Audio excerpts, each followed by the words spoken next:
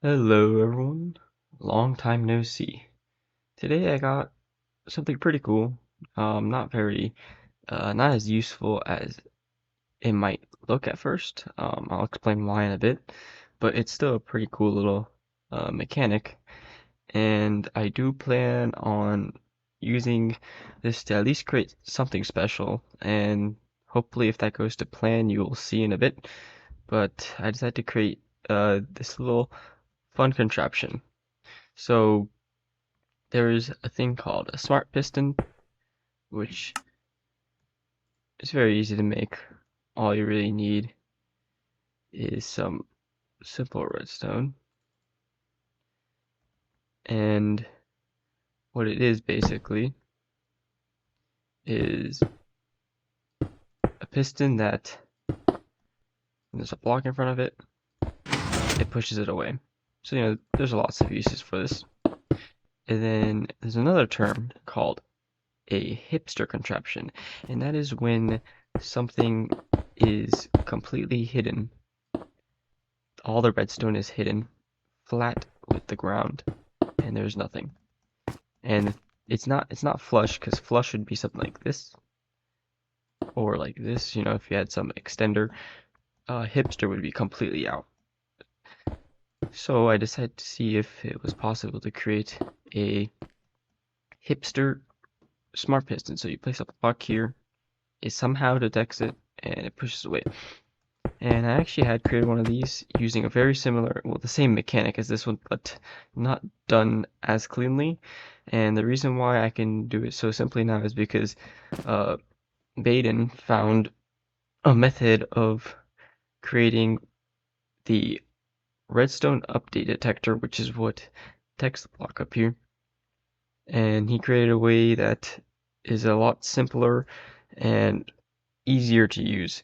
So this mechanic was originally discovered on accident by Navy Nexus, and it's not anything brand new. It's just this design specifically is very new. So, what is it? So we all know there's a torch burnout clock where the torch is powering itself, which means it turns off and on, and eventually to stop the game from lagging, I guess, the torch burns out. But if you had two of these, usually what happens is it goes on forever. But if you do this in the right sequence, so first you want to create a little burnout, let it burn out, then place the torch. It has to be after. And then if you place the block, they both burn out, everything's off, which shouldn't really be possible. Now, that means they're kind of in a limbo state. And if you give it a redstone update, any to the world, so for example, placing a new redstone component, one of them updates the one that you placed after. And you can also do this in this direction. So place the torch too early, it needs to burn out. If this happens, you need to break the block on top, reset the torch, let it burn out, and then you can do this again. And what's pretty cool is you could do anything like this. So if you put another block here, the game basically has to check if there's anything here that needs to get powered from it. So it sends an update. If you have even just an observer and you place something, another dust, it has to recalculate. So every time you could basically detect when the game is recalculating the redstone required. So simply placing a block doesn't, but if you place it on top of a torch, that does make a difference. So you can see where this is going. And this is pretty useful because it works instantly across the world, which can be a downside because that means random things can set it off, such as pistons moving blocks. So that's why this is kind of not flawed, but not as useful as you might think it is. But there are some controlled use cases that I think you might enjoy. So first over here, this is a little detector. So here's a little contraption Then we have an observer here. So the purpose of the observer is it's powering this block. Not at this moment, but that's the block it's going to power. So if you update this block that's going to get powered, the game needs to check, is it a redstone component? Is it something that can be powered? And that's what sends the update. So if you place a block on top of your any block, it doesn't matter, you can have glass. It will set this off. The bell goes off because it flickers once. And the game is weird. The bell is actually a solid block that transmits redstone, so it's the same as having like a solid block like this. It's just a compact way to do it. And if you notice, doing it on this side is the same. And you can put a redstone torch all the way down here, and you can see it's still setting off the bell all the way over there. Simply anything like that. So it has infinite range, zero latency. So it is technically instant and wireless redstone, but very limited. So here's kind of showcasing all the different locations you can put stuff.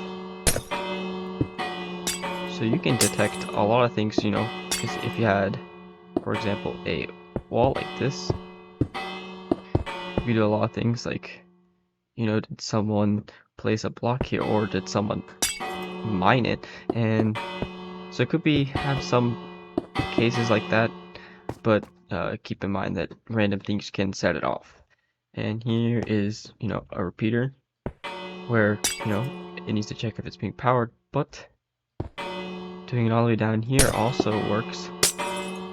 And so, but if you go too far where it's farther than the redstone of, the 15 block range, it does not happen.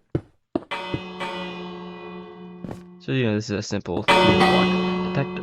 Now we need to get a piston output from this. So here's a simple one. This is an upwards one because I decided to do this one because it's easier. So we detect using the piston, and so you place a block, it pushes it up. Let me turn this one off so it's quiet. And I mean, that's pretty simple. There's really no redstone to this other than the piston on top.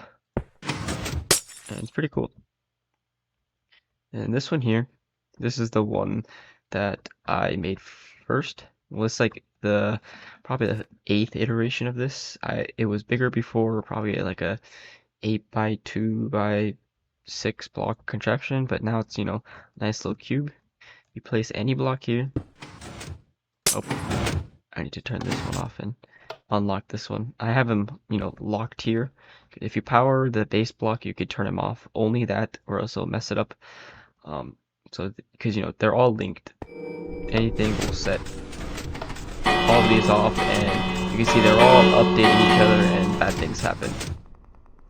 Anyways, if you place a block, it moves it forward. So here we have a powder snow bucket, and the thing is, even things like placing the powder snow bucket will update this again. So if you look closely, it's going 3 times. But since that's pulsing so fast, the observer only pulses twice. And since the observer is pulsing twice so much, it only pulses the piston once. So we kind of take a lot of data coming in from here and make it turn into one piston pulse, which is pretty nice. And that's why it doesn't create an infinite feedback loop. And it actually took a while to figure out the simplest setup to get this. And there's a lot of things that it can detect. So over here we have another one, and this is detecting with the command block, and we have the counter to the right, and just update sets it off. You can see it's setting the one all the way over there. So there is some nice use cases that you could do. And you can send double pulses with the piston, which actually looks like it broke that one over there. So it's very finicky, but I do think with a bit of control, it is possible to, use it for some very special wiring that requires 0 delay, albeit you can't have anything else running in the world, but still pretty cool. And that's pretty much all I wanted to show you guys for today. Thank you guys for watching. See you guys later.